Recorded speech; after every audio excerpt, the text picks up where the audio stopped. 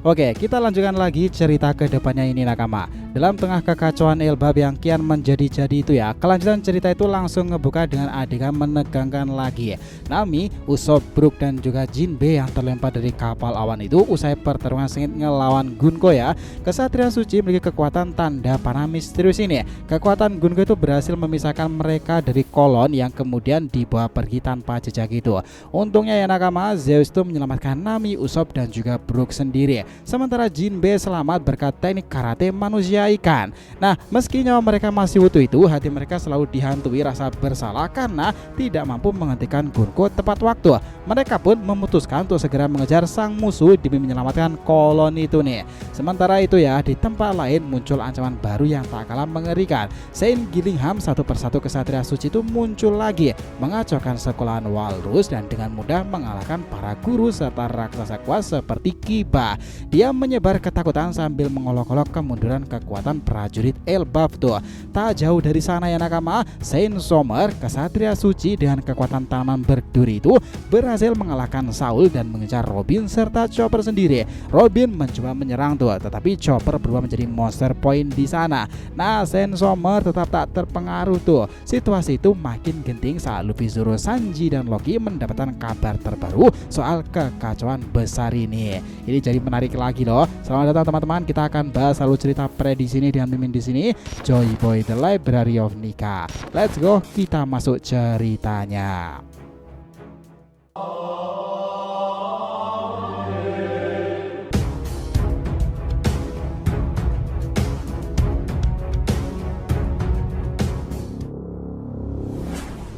Oh ya, biar terus bisa berinteraksi dengan kalian, subscribe dan bantu ramein video ini ya nakama. Selain Joy Boy The Library of Nika untuk One Piece, jangan lupa subscribe 3 channel kita yang lainnya tuh. DRTV Media Tip untuk solo leveling dan Boruto 2 Blue Vortex, Saga Boruto 2 Blue Vortex untuk tema fan fiction nih. Sementara Shonen Odyssey untuk anime, manga dan juga manhwa lainnya.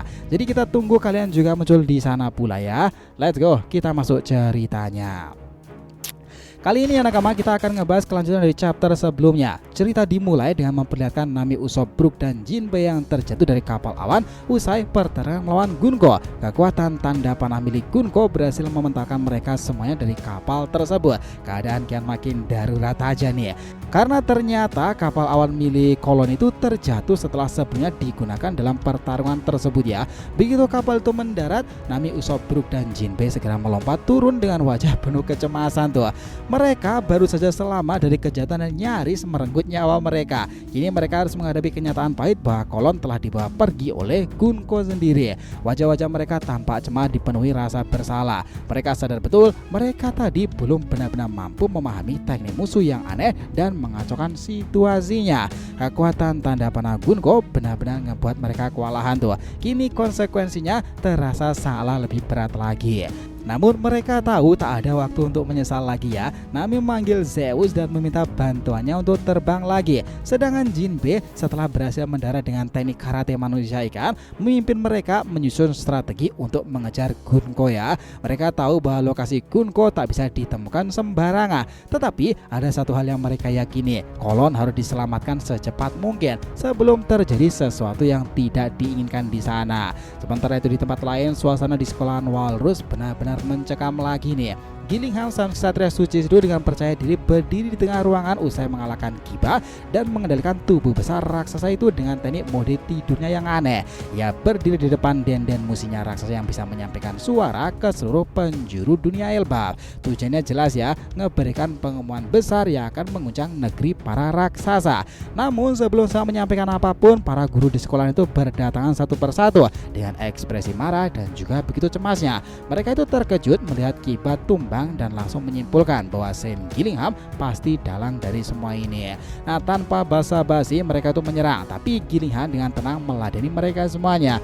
Ia hanya menggunakan serangan fisik sederhana tanpa perlu teknik-teknik khusus lainnya. Dengan santainya dia berkata bahwa legenda tentang kekuatan raksasa Elbaf sepertinya terlalu untuk dibesar-besarkan, karena sejauh ini ya tidak ada yang benar-benar bisa menandinginya. Salah satu guru yang masih tersisa itu mencoba memberikan penjelasan lagi. Ia berkata bahwa sejak masa damai panjang di bawah Raja Harald sendiri, banyak raksasa menjadi lemah karena tidak pernah lagi siap bertempur. Namun dia menegaskan betul di sana Elbap belum kehilangan semua prajurit hebat lainnya. Masih ada yang kuat dan Gillingham pasti akan bertemu mereka satu saat nanti. Nah, di sini ya Gillingham justru menganggapi dengan senyum santainya. Ia malah menantikan lawan yang bisa memberikan sedikit hiburan itu.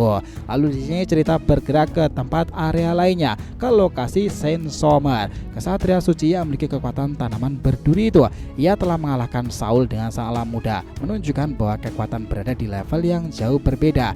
Di sini Nico Robin dan juga Chopper juga bersembunyi di rambut Saul sendiri. Akhirnya ya nakama diketahui keberadaannya oleh Somer berkat kemampuan pengindraannya yang luar biasa. Dia mengatakan bahwa permainan peta umpetnya mereka itu sudahlah berakhir di tempat tersebut.